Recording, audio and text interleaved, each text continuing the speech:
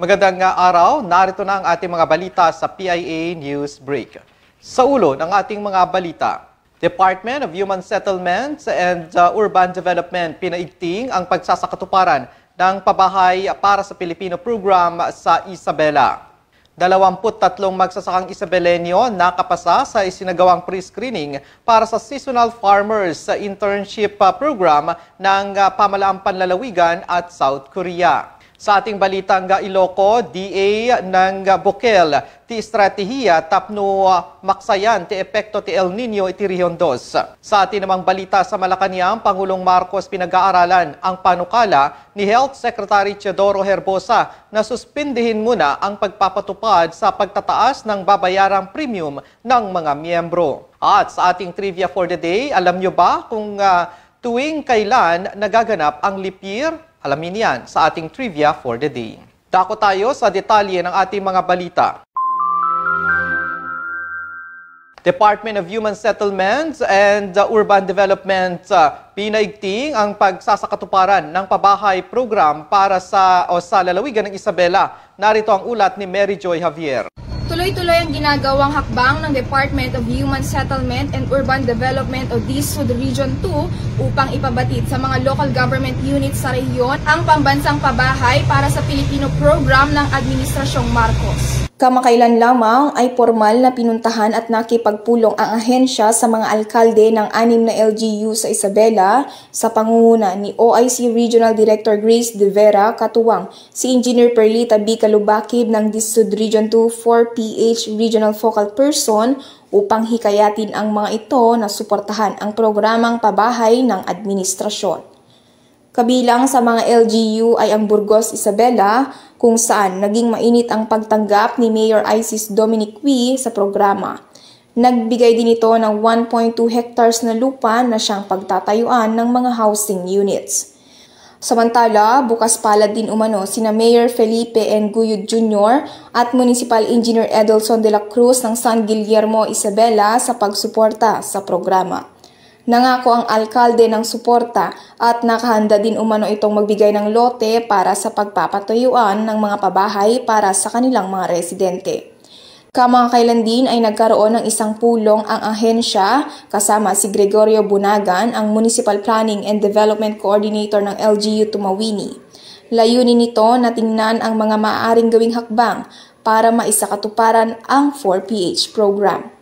Dagdag pa dito, nakipagpulong din sina OIC Regional Director De Vera kasama ang kanyang team kay Mayor Bernardo A. Garcia sa Cabanatuan, Isabela upang pag-usapan ang mga potensyal na pabahay sa munisipalidad. Kasabay din nito, sinuro din nila ang mga lokasyon ng lugar kung saan itatayo ang mga housing units. Maliban dyan, nagpasalamat din ang Vice Alcalde ng Santa Maria, Isabela na si Vice Mayor Michael Abraham G. Pagitan at ang Alcalde ng San Agustin, Isabela na si Mayor Cesar Mondala sa suporta ng ahensya na tugunan ang pangangailangan ng kanilang residente matapos ang naging pagbisita nito sa kanilang munisipyo nito lamang nakaraan. Mary Joy Javier nag-uulat para sa PIA Newsbreak. Kauna-unahang Kadiwa Store sa lungsod ng Tuguegarao bukas na. Iba't ibang mga lokal na produkto itinampok. Narito ang ulat ni Jeanette Pakiran. Mayroon ng Kadiwa Store sa lungsod ng Tuguegarao na maghahatid ng mura at preskong produkto na direkta sa mga magsasaka at mangingisda kung kaya't tiyak na mas mura kaysa ibang pamilihan. Matatagpuan sa San Gabriel, Tuguegarao City na malapit sa Land Bank San Gabriel, ito ay pamamahalaan ng Cagayan Seed Producers Multipurpose Cooperative. Nakita ko po yung importansya ng Kadiwa kasi kung wala pong tutulong sa ating mga magsaka, the Farmers Cooperatives Associations, wala pong tutulong sa kanila to market their products, ay mahirapan po at same problem, the current problem that we have, na nasisira po ang produkto ng ating mga magsaka. Ito ay malaking tulong sa mga magsasaka at mangingisda na madaling mabenta ang kanilang mga produkto. Sa pagbubukas nito kahapon ay dinagsa ito ng mga mamimili dahil sa mababang presyo. Kabilang sa mga mabibili sa Kadiwa Store ay bigas, prutas, gulay, dried fishery products at iba pang processed foods. Ito ay isang proyektong pinagtutulungan ng Department of Agriculture, Agribusiness and Marketing Assistance Division at ng nasabing Farmers Cooperative na layong tumulong sa mga mamimili at sa mga magsasaka. Kaya pili ng mga suki dahil direkta tayong nakakabili kung kaya't siguradong mura at pesticide safe. Jenny Bakiran, PIA Newsbreak. Kagawaran ng pagsasaka na mahagi ng tulong pinansyal sa mga magsasaka sa Lambak, Cagayan. Narito naman ang ulat ni Kimberly Villanueva. Namahagi ang Department of Agriculture ng financial assistance sa mahigit 1,000 magsasaka sa Rehiyon 2 sa ilalim ng Rice Farmer Financial Assistance Program. Ayon sa Department of Agriculture Region 2, ang mga unang benepisaryo ay nakatanggap na ng tigli 5,000 piso bawat isa ay mula sa bayan ng Solana, Cagayan at Aurora, Isabela. Ayon sa kagawaran, mayroon ng 1,802 na magsasaka sa Lambak ng Cagayan ang nakatanggap na ng naturang tulong para sa kanilang mga gagamitin sa pagsasaka. Ayon pa sa DA, ang programang ito ay makakatulong sa mga maliliit na magsasaka sa likod ng pagsubok ng kanilang kinakaharap sa taas ng presyo ng bilihing mga farm inputs at sa hamon na rin ng panahon. Kimberly Villanueva nag-uulat para sa PIA Newsbreak. 23 mga magsasakang Isabelenyo nakapasa sa isinagawang pre-screening para sa Seasonal Farmers Internship Program ng Pamahalaang Panlalawigan at ng South Korea. Narito naman ang ulat ni Nino Donato. Muling magpapadala ang Pamahalaang Panlalawigan ng mga magsasaka sa South Korea para sa Seasonal Farmers Internship Program kung saan nagsagawa na sila ng pre-screening para sa mga aplikante. Matatandaan na ang Pamahalaang Panlalawigan at bansang South Korea ay may kasunduan kung saan aaralin ng mga magsasakang Isabelenyo ang mga teknolohiya ng pagsasaka sa South Korea ng ilang buwan at ang mga pag-aaralan doon ay kanilang gagamitin para maparami ang ani at kita ng mga ito. Sa kasalukuyan, muling magpapadala ang Pamahalaang Panlalawigan ng mga magsasaka sa South Korea kung saan umabot sa 123 na magsasaka na nag-apply sa nasabing internship program ang pumasa sa isinagawang pre-screening na isinagawa ng opisyal ng Department of Jinan County ng South Korea. Ang screening ay pinangunahan ni Jaemin, Director of Agricultural Policy ng Department of Jinan County at sila ay personal na nagsagawa ng interview at assessments kung saan nakatutok sila sa physical agility ng mga aplikante. Katuwang naman ito si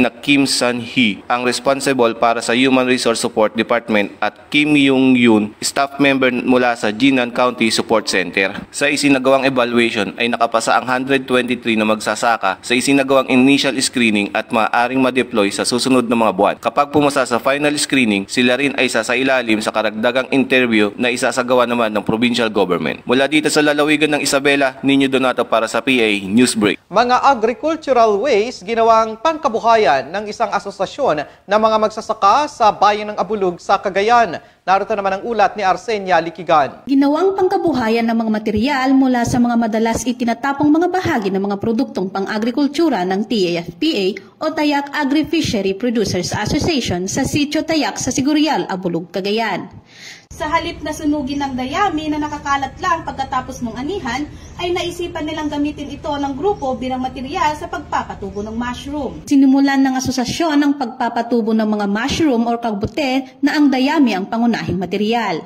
Sa pamamagitan ng iba't ibang ahensya ng gobyerno, katulad ng Department of Labor and Employment, Department of Trade and Industry, Department of Science and Technology, ay pinagkalooban ng suportang pangkabuhayan ng asosasyon upang makapasimula sa pagnenegosyo. Kabilang na nito ang pagbibigay ng pagsasanay patungkol sa pamamahala, kaligtasan sa trabaho at pagiging produktibo. Sa karagdagang tulong, nagbigay din ng DOLE sa pamamagitan ng Public Employment Service Office ng Kapital na nagkakahalaga ng 330,000 pesos para sa rice straw shredding machine at iba pang materyales na nagkakahalaga naman ng 350,000 pesos para sa pagproseso ng kabute sa iba pang produkto. Ayon pa kay Cheryl Arnedo, agriculturist na siyang nagpasimula sa grupo, naniniwala siya na sa darating na panahon ay hindi na sila kailangang lumayo para magtrabaho dahil sa pagpapatubo ng kabute at iba pang mga produktong kanilang ginagawa ay mayroon na silang trabaho. Arsenia Liquigan, nag-uulat para sa PIA Newsbreak. 89 na Quirinian College students tumanggap ng tig 25,000 piso sa pamamagitan ng Smart Grant ng CHED. Narito ang ulat ni Kel Morian Abinoha.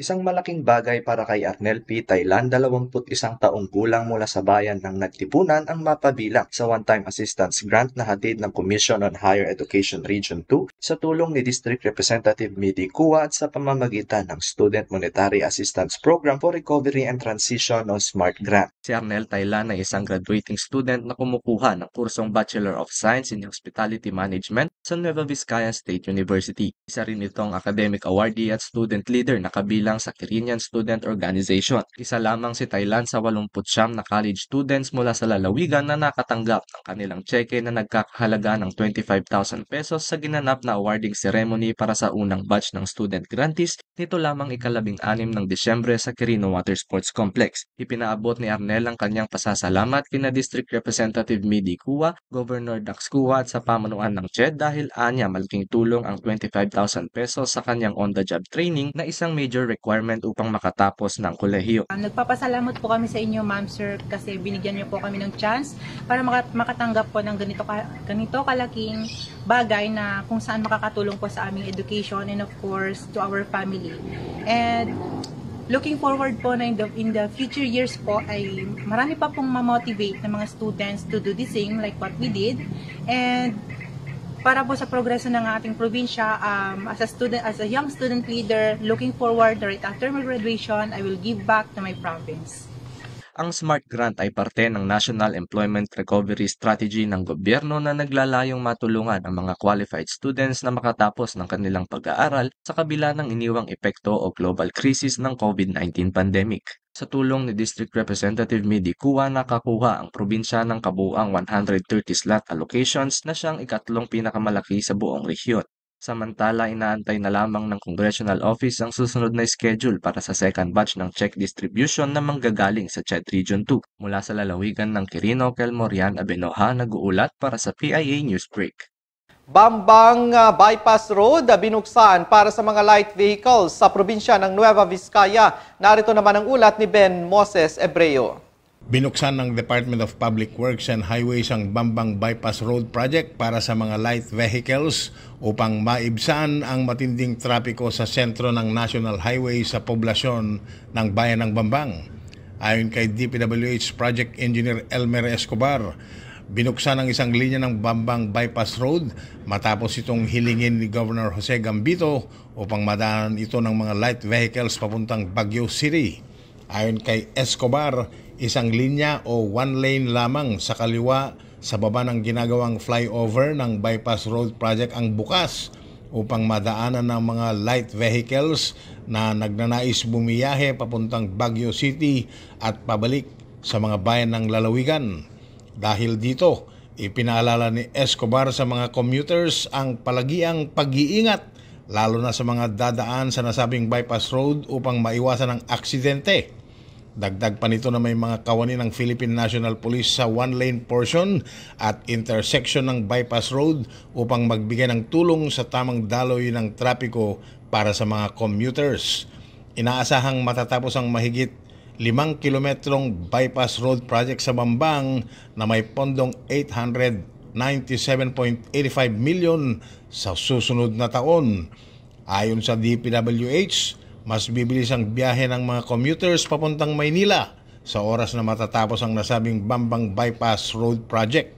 Ayon sa report ng DPWH, bababa sa 45 hanggang 60 minutes ang travel time ng mga 10,000 na manlalakbay bawat araw sa oras na matatapos ang buong Bypass Road Project. Mula sa Nueva Vizcaya, Ben Moses Ebreo para sa PIA Newsbreak. PhilHealth ipinaliwanag ang 4M program para sa mga miyembro nito. Ulat naman ni Wendy Ragasa. Ibinahagi ng Philippine Health Insurance Corporation ang programang 4M o magparehistro, magbayad, mag-update at magbawas ng benepisyo program. Ayon kay Information Officer Jacob P. Batong, lahat ay kailangang magparehistro upang maging kompleto at tama ang nilalaman ng PhilHealth Member Registration Form o tinatawag na PMRF. Kailangan itong maisumite sa pinakamalapit na local health insurance office. Ayon naman kay Elmira D. Cruz ng PhilHealth Region 2, kailangang magbayad ng premium contribution ang bawat miyembro base sa kanilang sektor o kinikita. Ayon pa sa kanya, kailangan ding mag-update ng mga record ang bawat miyembro upang masiguro na laging updated ang mga PhilHealth record at may tama ang datos nito. Kailangan din anya na magbawas ng benepisyo at siguraduhin na may miyembro o qualified dependent na na-admit or na-confine sa isang accredited healthcare institution para maka-avail ng angkop na benefit package. Ayon pa sa mga ito, mayroon ng 445 na mga accredited healthcare institution sa buong Region 2, na kung saan maaari nang mag-avail benepisyo ang mga miyembro at ang kanilang qualified dependents. Wendy Ragasa, nag-uulat para sa PIA News Break. PNP Amulong na mahagi ng tulong sa mga katutubong ita sa Amulong, Cagayan. Narito ang ulat ni Jennifer Mangrubang. Namahagi ang mga pulis mula sa Amulong Police Station ng tulong sa mga katutubong ita sa Amulong, Cagayan. Kabilang sa mga pinamahagi ay mga bigas, grocery items at mga damit. Namahagi rin ng grupo ng mga school supplies at mga laruan para sa mga bata at mga pre-love clothes para sa mga magulang. Ayon kay CPD Rodel Bunao na siyang may akda ng programang ito, layunin nilang matulungan ang mga residente at mga mag-aaral na nasa mga liblib na lugar, kabilang din sa layunin ng programa na makamit ang kanilang mga pangarap sa buhay. Anya, umabot sa 170 mga residente na biyayaan namang tulong ng mga kapulisan. Nagpasalamat rin ang mga tulong ng naipamahagi sa kanila. Jennifer Mangrubang, nag-uulat para sa PIA Newsbreak. Dako naman tayo sa ating balitang Iloco. DA ng Bukel ti estratehiya tapno maksayan ti epekto ti El Nino ti Region 2. Damag manipud keni Jocelyn Ibus. Nang Bukel ti Department of Agriculture iti estratehiya tapno masaganaan iti mabalin nga epekto ti El Nino phenomenon kadagiti apit ken mulmula. Kinunan ni Agriculture Secretary Francisco Chu Laurel Jr. kadagiti rehiyon amang parnuayda iti programa kas maysa nga interbensyon ti ahensya tapno maksayan ti epekto ti manamnama a napaut a tikag agapuanan ti El Nino nang runa kadagiti apit a pagay. Iti sasangbay ti El Nino iti pagilyan 275,000 nga hektarya a kapagayan ti mabalin a maapektaran iti tikag wenno abnormal a pinagtudo. Isu nga adda dagiti agtultuloy a wagas tapno makisayan ti epekto na. Kuna ti DA a mapasaran ti El Nino manipod iti daytoy a bulan aginggana iti Mayo ita atawen. Kas kang runaan nga addang impatungpal ti DA ti alternative wet and dry technology para iti panagmula iti pagay. Babaen kadaytoy ti puntirya ket maibaba iti maysa a litro a danom ti mabalin nga mausar iti produksyon ti maysa a kilo a pagay. Mabalin pay nga usaren ti nasisya at abukel tapno makontra ti epekto ti panagnato ti temperatura iti panag-apit ti pagay. Sigun iti DA, ti dry season para iti produksyon ti pagay ket agpaot manipod Disyembre aginggana iti Mayo. Kabayatan daytoy a panawen 5 litro a danom ti kasapulan tapno makaapit ti maysa a kilo a pagay. Jocelyn Ibus agipadpadamag para iti PIA News Break. Sa atin namang balita sa Malacanang, pinag-aaralan ngayon ni Pangulong Ferdinand Marcos Jr. ang suhestyon ni DOH sa Secretary Teodoro Herbosa na suspendihin muna ang pagpapatupad sa 5% premium rate hike o pagtataas ng kontribusyon ng bawat miyembro sa kanilang PhilHealth membership.